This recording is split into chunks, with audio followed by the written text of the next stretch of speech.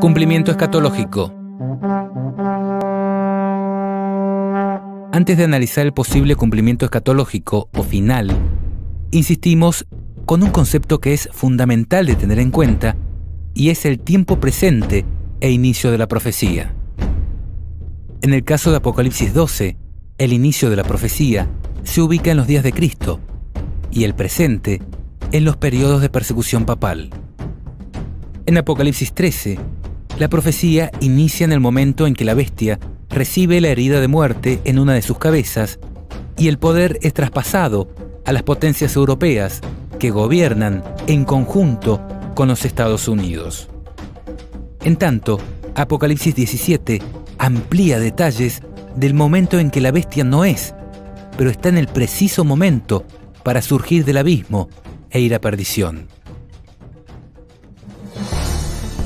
Ahora, en cuanto al cumplimiento escatológico, es necesario poner de manifiesto que mucha de la historia que ha ocurrido en relación al papado se repetirá de manera escalofriante en el tiempo del fin.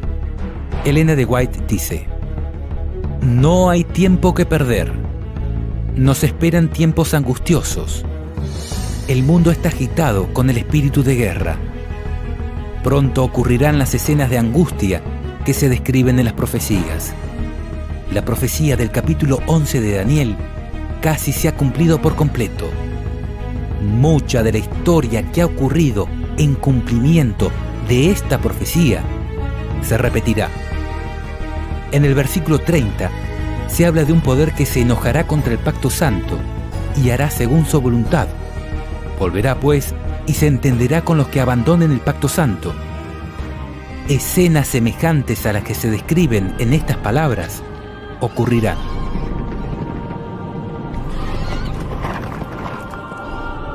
Muchas de las profecías de la Biblia tienen dobles cumplimientos, uno histórico y otro mucho más asombroso y cabal al final de los días. Mateo 24 es ejemplo de ello, cuando Jesús agrupa en una única profecía tanto las señales que anunciarían la destrucción de Jerusalén como aquellas que nos darían cuenta de su pronto regreso. Las 7 iglesias del Apocalipsis son otro claro ejemplo, donde lo que ocurre en el primer cumplimiento histórico nos enseña acerca de lo que ocurrirá luego y hasta el fin de los días, presentando las diferentes realidades que le tocaría vivir a la iglesia y el mensaje que Dios tiene para ella en cada caso. Por esto, no hay que desesperar si algunos aspectos de la profecía no se terminan de entender en el cumplimiento histórico, porque podrían estar haciendo referencia a detalles de un majestuoso cumplimiento que tendrá lugar al final de los días. Pasemos entonces a analizar la interpretación escatológica de Apocalipsis 17:10, lo cual es el punto más álgido de nuestro estudio, y para lo cual pedimos suma prudencia de vuestra parte. La realidad es que si bien en un análisis histórico podríamos asociar las cabezas de la bestia con los grandes poderes políticos religiosos que habrán desde Babilonia hasta el fin del tiempo, siendo el papado una de estas cabezas, en un sentido estricto del análisis profético, la bestia espantosa y terrible simboliza, tanto en Daniel 7 como en Apocalipsis 12, 13 y 17, el accionar de Roma en la historia de la humanidad. Por lo tanto, y en el cumplimiento más exacto de la profecía, las cabezas de dicha bestia deben formar parte de un gobierno romano.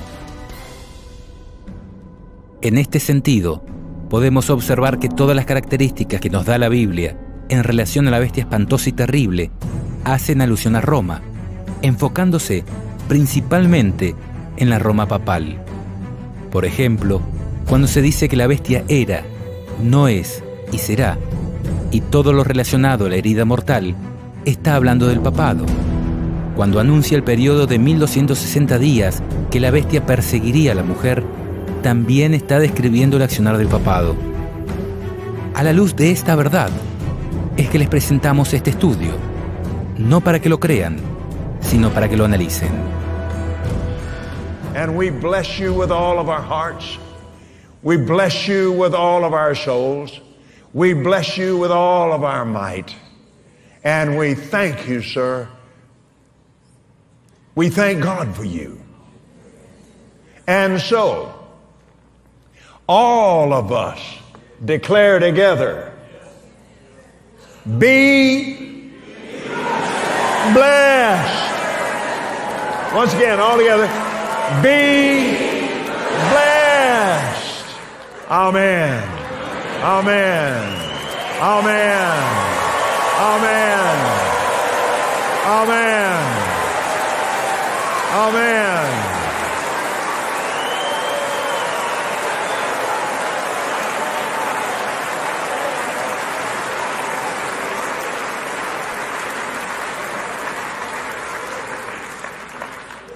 Hallelujah. I think you're going to have to come to the Vatican. I will. I'm available. Praise God. La traducción Leborati Truso de la Biblia dice: para comprender esto, es necesario tener inteligencia y sutileza. Las 7 cabezas son las 7 colinas sobre las cuales está sentada la mujer. Y también simbolizan a 7 reyes. 5 han caído, 1 vive y el otro todavía no ha llegado, pero cuando llegue, durará poco tiempo. La propia Biblia nos está dando 2 significados para un mismo símbolo. Las 7 cabezas, el símbolo, simbolizan 7 colinas y 7 reyes. En relación a las 7 colinas, es sabido que se trata de las 7 colinas de Roma. La propia Biblia católica, que acabamos de leer, por ejemplo, dice en los comentarios al pie de página: se trata de las 7 colinas de Roma. Por si esto no fuera suficiente, veamos 2 evidencias adicionales. La escritora Elena de White afirma en su libro El conflicto de los siglos que Roma es la ciudad de las 7 colinas, al citar las palabras que dijo Lutero cuando éste aún era sumiso a la jerarquía papal. Finalmente vislumbró en lontananza, es decir, desde lejos, la ciudad de las 7 colinas. Con profunda emoción cayó de rodillas y, levantando las manos hacia el cielo, exclamó: ¡Salve, Roma Santa! Por otro lado, si haces una simple búsqueda en Google, escribiendo Ciudad de las 7 colinas, es claro que Roma es mundialmente conocida como la ciudad de las 7 colinas. Esto confirma, en primer término, que uno de los 2 significados que da la Biblia en relación a las 7 cabezas hace exclusiva referencia a Roma, describiendo el lugar geográfico donde se asienta la mujer. ¿Qué mujer? La mujer ramera que comanda la bestia en Apocalipsis 17.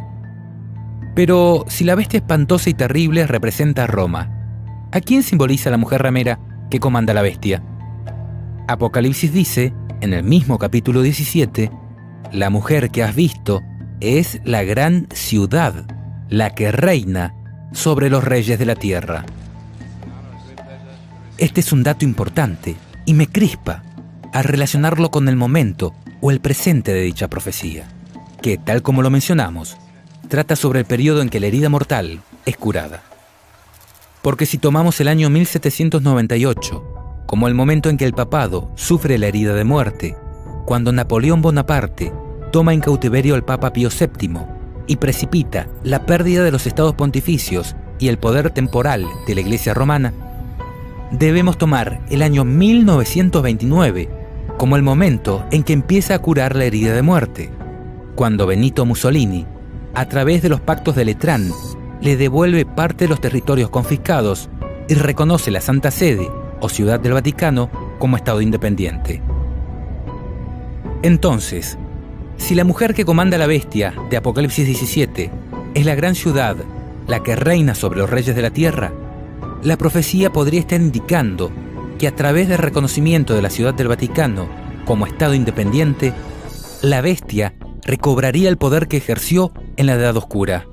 Porque si tomamos en cuenta que desde que se les reconoce la soberanía y autonomía a la Ciudad del Vaticano, ciudad que actualmente reina sobre los reyes de la tierra, los papas, que hasta el momento eran obispos de Roma, ahora, y solo ahora, una vez reconocida la Ciudad del Vaticano como Estado independiente, los papas se transforman en reyes del Vaticano, sin que nadie pueda juzgarlos, independientemente de lo que hagan.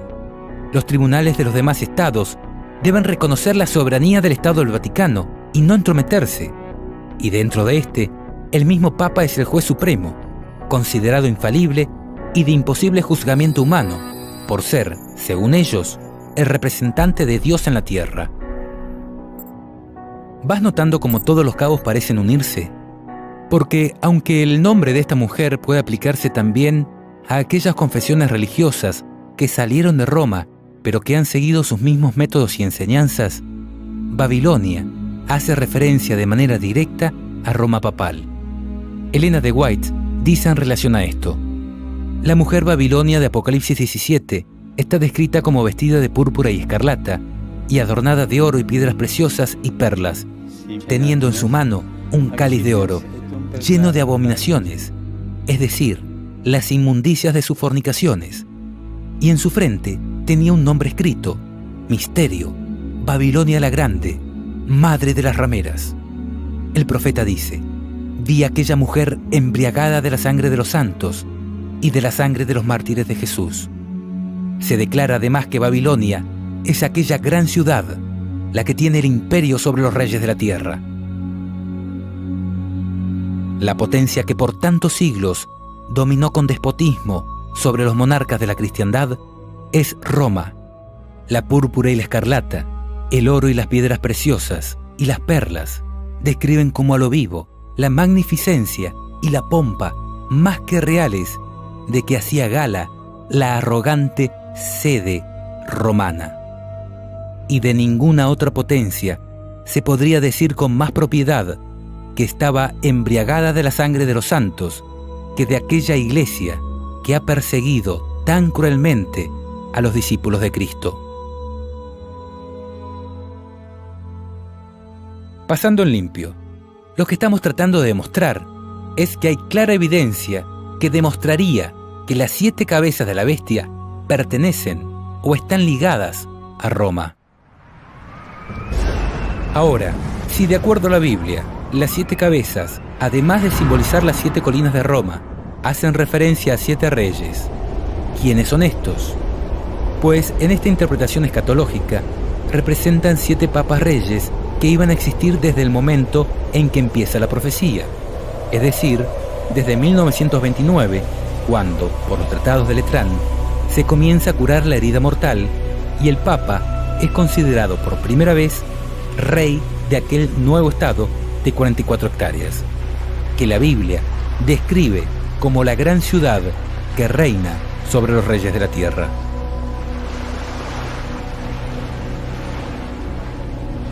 En este sentido, queremos hacer notar algunos antecedentes bíblico-proféticos que demuestran que Dios más de una vez hizo predicciones de este tipo, vinculando hechos de gran trascendencia a la vida o a los reinados de algunas personas. Consideremos algunos casos. El primero es cuando Dios reveló a Enoc la destrucción de la tierra por medio del diluvio. En aquel momento, la vida de su hijo Matusalén fue puesta como oráculo de la profecía. Su vida sería el tiempo que Dios concedería a aquella generación malvada para que se arrepintiera de sus pecados, y esto quedó reflejado en su nombre, dado que Matusalén significa cuando muera será enviado. Así es que en el año 1656 desde la creación, a los 969 años, Matusalén, el ser humano que, curiosamente, más vivió sobre la tierra, murió, y luego, ese mismo año, vino el diluvio. Por favor, no dejes de notar la importancia de este antecedente, dado que el diluvio representó para aquella generación lo que representa el fin del mundo para la nuestra. Es más, Jesús dijo que su venida sucedería como en los tiempos de Noé.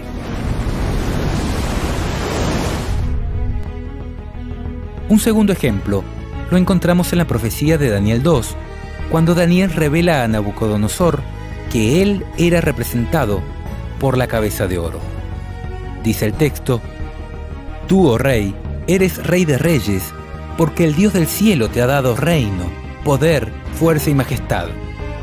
Y donde quiera habitan hijos de hombres, bestias del campo y aves del cielo, Él los ha entregado en tu mano y te ha dado el dominio sobre todo.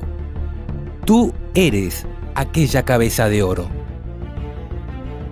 También en la profecía de Daniel 7 aparece otra bestia semejante a un leopardo que tenía 4 cabezas. El leopardo, según el método de interpretación bíblica histórico-gramatical, representa a Grecia, y las 4 cabezas a Casandro, Lisímaco, Seleuco y Ptolomeo. 4 de los generales de Alejandro Magno que se repartieron el poder luego de su temprana muerte. En este sentido, notemos que además de este antecedente, donde las cabezas de una bestia representan a personas específicas que tomarían el poder, notemos que la bestia de Apocalipsis 13 también se parece en parte a un leopardo, por lo que no sería descabellado pensar que sus cabezas también simbolizaran el accionar de personas específicas en la historia de su gobierno. Además, en Daniel 8 se profetiza sobre Alejandro Magno, diciendo: «El macho cabrío es el rey de Grecia, y el cuerno grande que tenía entre sus ojos es el rey primero». Dándose aún más detalles en la profecía del capítulo 11, cuando dice: «Se levantará luego un rey valiente, el cual dominará con gran poder y hará su voluntad. Pero cuando se haya levantado, su reino será quebrantado y repartido hacia los 4 vientos del cielo, no a sus descendientes, ni según el dominio con que él dominó, porque su reino será arrancado y será para otros fuera de ellos», haciendo referencia a sus 4 generales que tomarían el poder.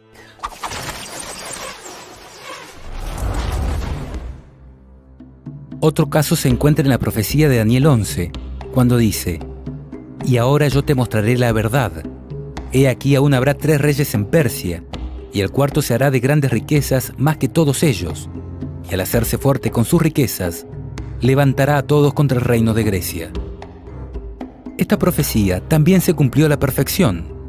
Cuando fue dada, Ciro era el rey del imperio medo-persa, y los 3 reyes que le sucedieron fueron Cambises II, Esmerdis y Darío I el Grande, y el cuarto fue su hijo Jerjes, quien, por el 481 a.C., lanzó una masiva invasión contra Grecia, pero luego de algunas conquistas fue derrotado. Constando estos precedentes, donde Dios relaciona tan grandes acontecimientos a la vida de estas personas, creo que no deberíamos desechar tan prontamente la interpretación de los 7 reyes como 7 papas reyes que se sucederían desde la época en que empezó a curar la herida mortal, es decir, cuando se le otorgó al obispo de Roma el título de rey y se le concedió un estado de 44 hectáreas, instrumento clave en la reconstrucción de poder, como centro de operaciones con representación diplomática en todo el mundo y como escala obligatoria para los reyes y gobernantes de la tierra. Personalmente siempre he tomado con pinzas esta interpretación y de ninguna manera basaría mi fe en ella. Sin embargo, y ante lo ocurrido con la abrupta y extraña renuncia de Benedicto XVI, todo ha empezado a cobrar sentido, y aquellas cosas que no se podían comprender en otro tiempo, ahora parecerían clarificarse de manera majestuosa, como lo veremos a continuación. Pero antes de analizar los papas que han habido y de qué manera estos cumplirían la profecía, es necesario tener presente que una cosa es el momento que marca el inicio de la profecía y otra es el momento que representa el presente de la profecía. Dicho en otras palabras, la profecía de Apocalipsis 17 comenzaría en 1929, cuando la herida mortal comienza a sanar, pero el presente de la profecía se encuentra en el periodo cuando gobierna el 6º rey, dado que dice: «Las 7 cabezas también simbolizan a 7 reyes. 5 han caído, 1 vive y el otro todavía no ha llegado, pero cuando llegue durará poco tiempo». Por esto, si tenemos en cuenta los papas que han habido desde que en 1929 se constituyó el Estado del Vaticano, la gran ciudad que reina sobre los reyes de la tierra, los reyes o reinos simbolizados por las 7 cabezas serían: Pío XI, que reinó desde 1922 hasta 1939, fue el papa que firmó los pactos de Letrán y que obtuvo el Vaticano como Estado independiente. Pío XII, que reinó desde 1939 hasta 1958, Juan XXIII, desde 1959 hasta 1963, Pablo VI, que reinó desde 1963 hasta 1978, y Juan Pablo I, que reinó algunos días de 1978. Estos primeros 5 reyes constituirían lo que se conoce como los 5 reyes que han caído. El sexto sería Juan Pablo II, que reinó desde 1978 hasta 2005, y sería el que es decir, el que señalaría el presente de la profecía. El séptimo, Benedicto XVI, que reinó desde 2005 hasta 2013, y representaría el que sería necesario que dure breve tiempo, o en palabras similares, un tiempo abreviado. Y Francisco sería el octavo rey, el que es de entre los 7 y va a la perdición, y representaría el Papa que gobierna el momento en que la bestia resurge en todo su esplendor. Ahora, ¿por qué Juan Pablo II constituiría el presente de la profecía? Porque en verdad fue el Papa que marcó el punto de inflexión, el antes y después en lo que hace al resurgimiento de la bestia como maravilla que eclipsa la adoración de los hombres. You're a Presbyterian, so I don't want to drag you into other realms. Do you have a favorite saint? Well, I think that if you look, Mother Teresa, who's probably our newest, is great, and John Paul, Pope John Paul, I thought was terrific. Why? Because it had something special. It had a special something. There was a warmth. There was a toughness, but there was a warmth that was incredible. So I certainly think Pope John Paul. Juan Pablo II fue el Papa que catapultó la imagen de la bestia en la mente de las personas y en el escenario geopolítico mundial. Mira cómo lo presenta Malachi Martin en su libro Las llaves de esta sangre. De buena gana o no, preparados o no, todos estamos involucrados en una triple competencia global, intensa, sin reglas que la limiten. Sin embargo, la mayoría de nosotros no somos competidores, somos las apuestas. Porque lo que está en competencia es quien establecerá el primer sistema mundial de gobierno que haya existido jamás en la sociedad de las naciones. Se trata de quien poseerá y ejercerá el doble poder de la autoridad y el control sobre cada uno de nosotros como individuos y sobre todos nosotros juntos como una comunidad, sobre la totalidad de los 6.000 millones de personas que los demógrafos estiman que habitarán la Tierra a comienzos del tercer milenio. La competencia es intensa, porque, ahora que se ha iniciado, no hay forma de revertirla ni detenerla. De hecho, no es demasiado decir que el propósito deliberado del pontificado de Juan Pablo, la máquina que impulsa su gran política papal y que determina sus estrategias día a día, año a año, es salir victorioso de esa competencia que ahora ya se ha iniciado. Porque es un hecho que las apuestas que ha colocado Juan Pablo en la arena del enfrentamiento geopolítico lo incluyen todo. A él mismo, su persona papal, el antiguo oficio apostólico que ahora encarna, y toda su Iglesia Universal, tanto como una organización institucional sin paralelo en el mundo, cuanto como un cuerpo de creyentes unidos por un lazo de comunión mística. En este nuevo libro, oportuno y sugestivo, Malachi Martin, eminente teólogo, experto en Iglesia Católica, ex jesuita y profesor del Instituto Bíblico Pontificio del Vaticano, autor del bestseller Los Jesuitas, revela la historia desconocida que hay detrás del papel del Vaticano en el colapso de la cortina de hierro, así como la trascendental evaluación que hace el Papa Juan Pablo II de la triple competencia que se está desarrollando ahora en las potencias globales: la Unión Soviética, bajo Mikhail Gorbachev, las naciones capitalistas del Occidente y la propia Iglesia Romana Universal del Papa. Una carrera sin tregua contra el tiempo y entre sí para establecer, mantener y controlar el primer gobierno mundial que haya existido jamás sobre la faz de la Tierra. Desde el primer momento de su pontificado, fue el propósito de Juan Pablo II liberar al papado de la camisa de fuerza de la inactividad que le habían impuesto las principales potencias seculares durante 200 años. En suma, el propósito de Juan Pablo fue abrir las compuertas del cambio geopolítico. Martin detalla la evaluación que hace el Papa de las fortalezas y debilidades de los planes geopolíticos del Este y del Occidente, y la grave deficiencia que Juan Pablo insiste que ya ha condenado al fracaso los planes de las superpotencias. Y Martin revela el propio proyecto del Papa Juan Pablo de una estructura genuinamente geopolítica, un gobierno mundial que sea al mismo tiempo viable y humanamente aceptable. Para algunos, el aspecto más intimidante de la política de Juan Pablo, y quizá el más esperanzador para otros, es que a pesar de todos sus éxitos como líder en los asuntos mundiales, ha preferido presidir serenamente el rápido deterioro de su propia base de poder, la Iglesia Católica Romana, que se está desmoronando ante sus ojos. A pesar de las advertencias de sus consejeros más íntimos, no está dispuesto ni siquiera a tratar de detenerlo. Sin embargo, ahora más que nunca, sigue estando convencido de haber comenzado un movimiento que no se puede contener, porque él insiste que la fuerza de sus propios planes está garantizada por las llaves de su autoridad como vicario terreno de Dios.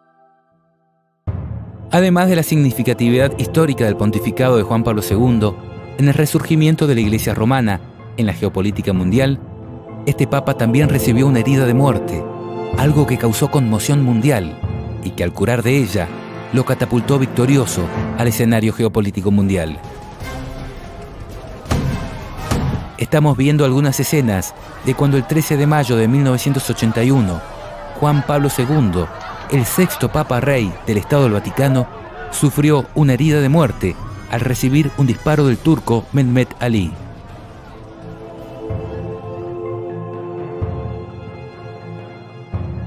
Y por último, creemos que también podría ser el Papa clave, porque en el periodo de su reinado fue cuando se empezó a comprender la profecía de esta manera. Es decir, el presente de la profecía podría estar dado en el momento en que la profecía se comprende, sobre todo si tenemos en cuenta que estas palabras fueron selladas hasta el tiempo de su cumplimiento. Dice la traducción de la Biblia Jubileo 2000, «Anda, Daniel, pues estas palabras son cerradas y selladas hasta el tiempo de su cumplimiento».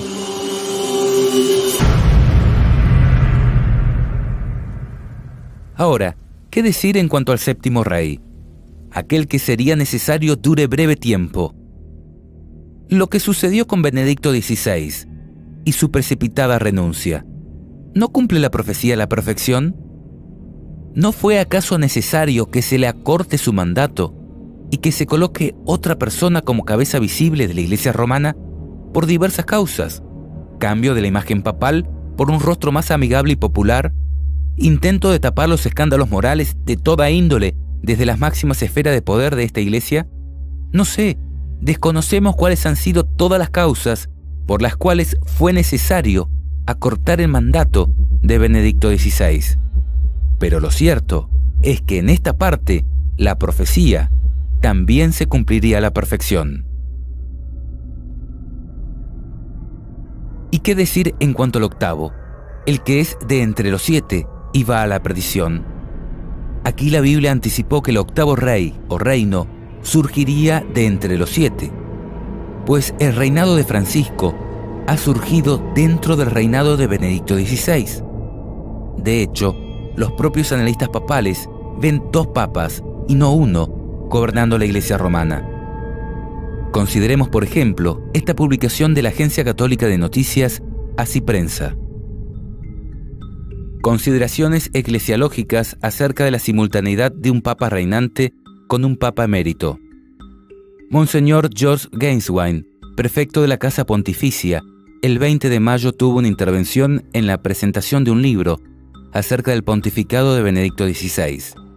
En esa intervención, dijo unas pocas frases que dieron la vuelta al mundo eclesiástico, afirmando que el Papa Benedicto no ha abandonado el ministerio de Pedro, y hablando de un papado en el que hay un miembro activo y un miembro contemplativo.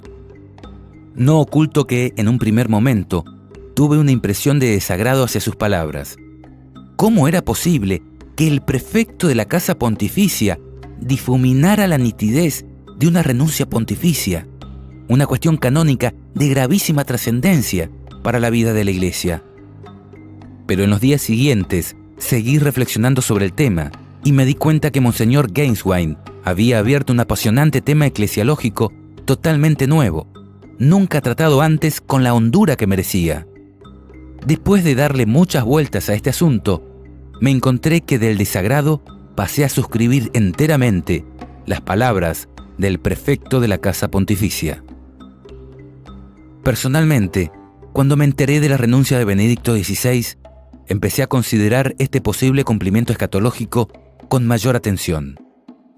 Había escuchado personas que hablaban del tema desde la época que reinaba el Papa Juan Pablo II, pero ahora, en mi interior, dije: si esto es como parece, si mi paisano Jorge Bergoglio, actual Papa Francisco, es quien se describe como el octavo rey, entonces veré con mis propios ojos el resurgir de la bestia. Y pensé, si bajo el pontificado de Francisco se empieza a producir la toma de poder de la Iglesia romana, si puedo ver que los reyes del mundo le entregan su poder postrándose ante su autoridad, no me quedaré callado. Y saben, no he visto otra cosa que eso. Gracias.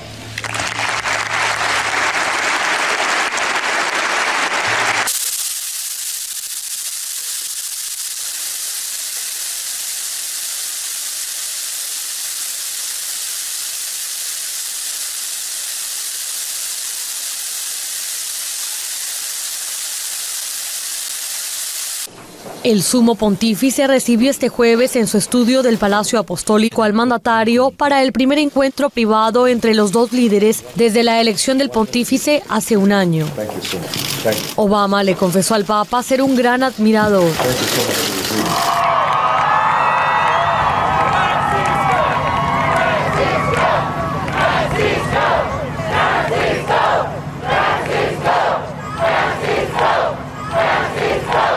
Vemos un ejemplo viviente de las enseñanzas de Jesús, un líder cuya autoridad moral se produjo no solo por las palabras, sino también por los hechos. Le agradecemos y le damos la bienvenida a los Estados Unidos de Norteamérica.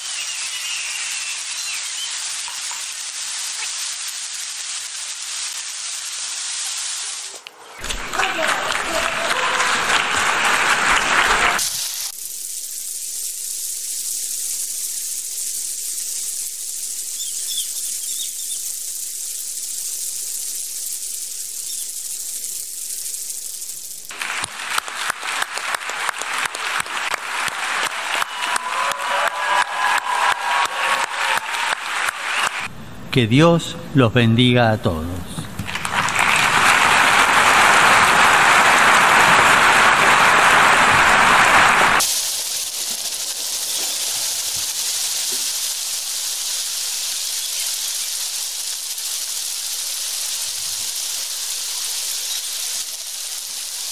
...24 de marzo de 2017... Papa Francisco recibe en audiencia a 27 jefes de Estado y de Gobierno de la Unión Europea. Se trata del 60 aniversario de la firma de los Tratados de Roma. Así es, padre, se trata de unos tratados muy importantes que dieron comienzo al origen de lo que hoy conocemos como la Unión Europea. Hoy estamos reunidas las tres instituciones de la Unión Europea junto a los jefes de Estado y de Gobierno como símbolo de la unidad para celebrar los 60 años de nuestro proyecto común. Mañana firmaremos un documento solemne para afirmar las razones de seguir juntos, único modo de poder enfrentar los grandes desafíos de hoy. Es desde aquí que podemos proyectarnos al mundo con prudencia y autoridad. Ha sido entonces Antonio Tajani, presidente del Parlamento Europeo, que saluda a Papa Francisco. Roma, con su vocación de universalidad, es el símbolo de esa experiencia y por eso fue elegida como el lugar de la firma de los tratados. Porque aquí se sentaron las bases políticas, jurídicas y sociales de nuestra civilización. Es oportuno tener presente que Europa es una familia de pueblos y como en toda la buena familia existen susceptibilidades diferentes, pero todos podrán crecer en la medida en la que estén unidos. Penso che l'Europa merite di essere costruita. Grazie.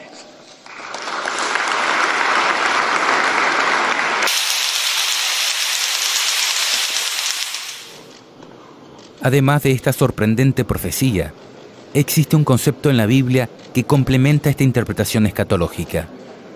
Me refiero a algunos pasajes que hablan acerca de un hombre de pecado, no un reino, un hombre, que el Señor destruirá con el resplandor de su venida. Algo que simbólicamente se podría aplicar a un poder histórico, pero que encuentra pleno cumplimiento en la figura de lo que vendría a ser el último rey de la tierra antes del retorno de Cristo. El apóstol Pablo dijo a sus contemporáneos: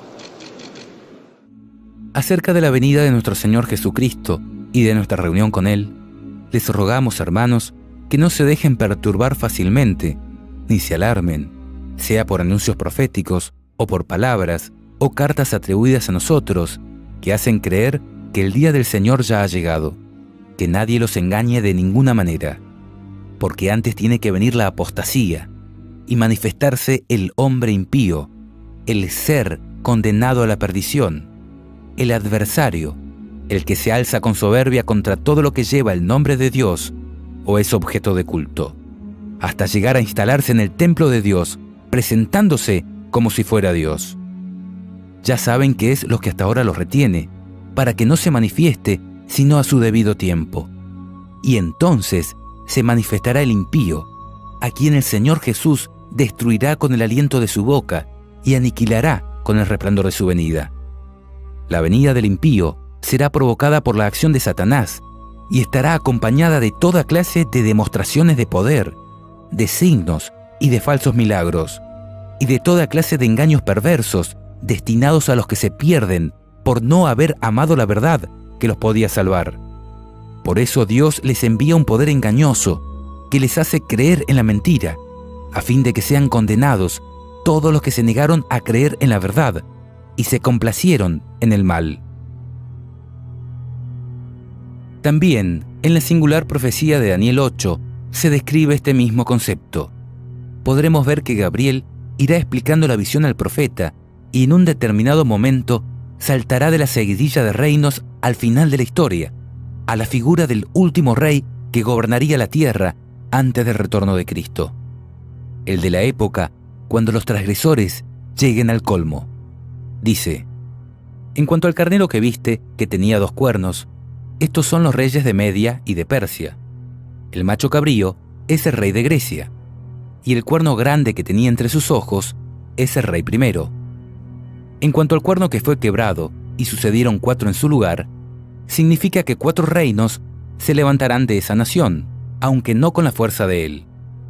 Y al fin del reinado de estos, cuando los transgresores lleguen al colmo, se levantará un rey, altivo de rostro y entendido en enigmas. Y su poder se fortalecerá, mas no con fuerza propia, y causará grandes ruinas, y prosperará, y hará arbitrariamente, y destruirá a los fuertes y al pueblo de los santos. Con su sagacidad hará prosperar el engaño en su mano, y su corazón se engrandecerá, y sin aviso destruirá a muchos, y se levantará contra el príncipe de los príncipes, pero será quebrantado, aunque no por mano humana. La visión de las tardes y mañanas que se te ha referido es verdadera, y tú guarda la visión, porque es para muchos días. Si bien podemos reconocer que todo esto podría aplicarse al papado en su conjunto, es notable la aplicación específica que podría estar dándose al final de los días con el reinado de Francisco. 5 veces se le repite a Daniel con diferentes palabras que eso era para el tiempo del fin, para el tiempo cuando los transgresores lleguen al colmo. Tengo el gran honor de presentarles al Papa Francisco de la Santa Sede. Buonasera. No voy a hablar de la suegra. En un mundo dividido, saber escuchar. Un líder tiene una misión: unirnos a todos.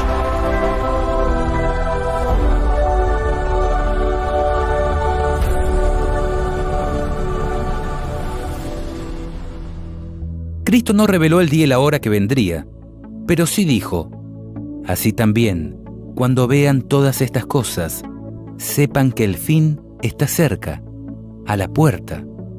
Les aseguro que no pasará de esta generación sin que suceda todo esto. Pregunto, ¿esto abriría la puerta para que, aunque no podamos conocer el día y la hora del retorno de Cristo, sí podamos estar seguros de pertenecer a la generación que lo verá volver? ¿Podría la generación final distinguir con nombre y apellido al hombre impío, el ser condenado a la perdición, el adversario, el que se alza con soberbia contra todo lo que lleva el nombre de Dios o es objeto de culto, hasta llegar a instalarse en el templo de Dios, presentándose como si fuera Dios? A quien el Señor Jesús destruirá con el aliento de su boca y aniquilará con el resplandor de su venida. ¿Podríamos llegar a conocer que estamos en la última generación por tener la certeza de que no habrá más reyes en Babilonia? Observa el nivel de detalle que encontramos en Apocalipsis 17, cuando habla del color con que se vestirían los principales dirigentes de la iglesia romana, el símbolo de engaño que portarían en su mano, la riqueza que ostentarían a través de sus joyas, el lugar geográfico donde tendría asiento su gobierno. Y respóndeme, ¿qué interpretación encaja más en este contexto específico? ¿La histórica o la escatológica? ¿La que haría referencia a imperios antiguos o a esta que te anuncia la generación en que se producirá el resurgimiento de la bestia a través de la toma de poder papal y la imposición de la marca de la bestia? ¿Cuál de estas dos interpretaciones te ayudaría a superar mejor la gran tribulación de los últimos días? Queremos volver a aclarar, no estamos haciendo afirmaciones, estamos poniendo un tema sobre la mesa para estudiarlo. No es nuestra intención generar sensacionalismos ni apresuramientos en tomas de decisiones por conveniencia o miedo, sino más bien que tomemos conciencia que, tal como lo dijo Elena, no tenemos tiempo que perder. Nuestro deseo es que puedas consagrarte a tu Dios cada mañana y vivir cada día como si fuera el último en que podrás servirle. Porque la oportunidad está pasando. ¿Y vos? ¿Qué estás haciendo?